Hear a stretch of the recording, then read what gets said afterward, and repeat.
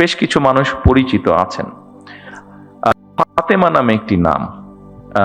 এই মেয়েটি আমার আম্মার সাথে জেলেও ছিলেন। যেহেতু আম্মা অসুস্থ ছিলেন, ও অনেক বছর ধরে আছে, আমাদের পরিবারের একজন সদস্য হয়ে গিয়েছে সে। তো এখন দুদিন আগে তার এক আত্মীয়, ওর বাড়ি বরিশালের দিকে, তো দুদিন আগে তার এক আত্মীয়, আমরা এখানে প্রসূতি মায়ের কথা বলেছি, তার এক আত্মীয় তার এরকম কমপ্লিকেসি দেখা দেবার পরে হাসপাতালে নেওয়া হলো। হাসপাতালে নেওয়ার সাথে বরিশাল হাসপাতালে নেওয়া হলো। বরিশাল হাসপাতালে নেওয়ার সাথে সাথে তারা বললো বিভিন্ন রকম কমপ্লিকেসি, ওখানে ইনকিউবেটর বোধহয় আপনি পাঠিয়েছেন না, এক মিশন তো নেই, তাকে সাথে সাথে ঢাকায় রেফার করা হচ্ছে। কিন্তু আমি যতটুকু শুনছি, আমি তো ডাক্তার না, বাট আমি যতটুকু বাসায় যাওয়ার পরে আমার স্ত্রীর কাছে শুনলাম যে সামান্য বেসিক জিনিসটা ওখানে দেওয়া সম্ভব হয়নি বা দিচ্ছে না, ঢাকায় সাথে সাথে পাঠিয়ে দিচ্ছে। কিন্তু ফাতেমা স্বাভাবিকভাবে আমার ওয়াইফকে বলেছে, উনিও দু একজনের সাথে কথা বলেছেন, সেই জন্য ফাতেমা সেই আত্মীয় খুব স্বাভাবিকভাবে বেটার চিকিৎসা পেয়ে গিয়েছে। কিন্তু প্রশ্নটি সেটা হচ্ছে, সবাই তো ফাতেমা না, বা সবাই ফাতেমার আত্মীয় না।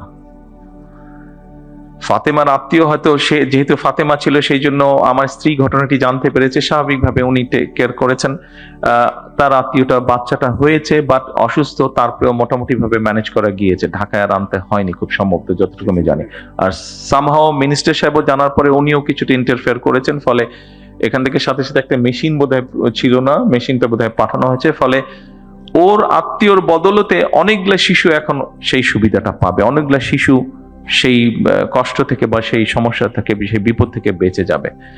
কিন্তু যেই কথাটা আমি বলতে চাইছি, ওখানে যারা দায়িত্বরত ছিলেন তারা যদি আরো একটু যত্নশীল হতেন, তারা যদি আরো একটু কেয়ারফুল হতেন, তাহলে হয়তো অনেকগুলো সমস্যাকে এড়ানো যেত, সব না হলে অনেকগুলো সমস্যাকে এড়ানো যেত। আপনাদের কাছে আমার অনুরোধ থাকবে, এই দেশের একজন নাগরিক হিসাবে আমাদেরকে সাহায্য করুন, সরকারকে সাহায্য করুন, যেন আমরা কাউকে ফাতেমার আত্মীয় হওয়ার প্রয়োজন হবে না।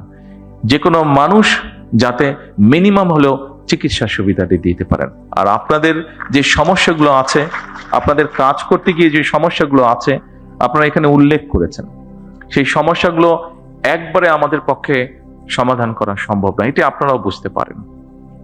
তবে প্রথম যেই সমস্যাটির আপনারা কথা বলেছেন, নিরাপত্তা আপনাদের একটি বিষয় আছে, যেটাতে প্রথমেই আপনারা হাততালি দিয়েছেন, আমি জিজ্ঞেস করলাম যে ওটাতে আপনারা হাততালি দেন, খুব সময় 3 নম্বর পয়েন্ট ছিল বোধহয় ওটা। এই 3 নম্বর পয়েন্টটি এখানে স্বরাষ্ট্রমন্ত্রী সাহেব আছেন, ওনার সাথে আমি আজ না হয় কালকেই স্বাস্থ্যমন্ত্রীকে নিয়ে, প্রতিমন্ত্রীকে নিয়ে এবং সেক্রেটারি সাহেবকে নিয়ে ইমিডিয়েটলি আমি স্বরাষ্ট্রমন্ত্রী সাহেবের সাথে বিষয়টি আলাপ করবো।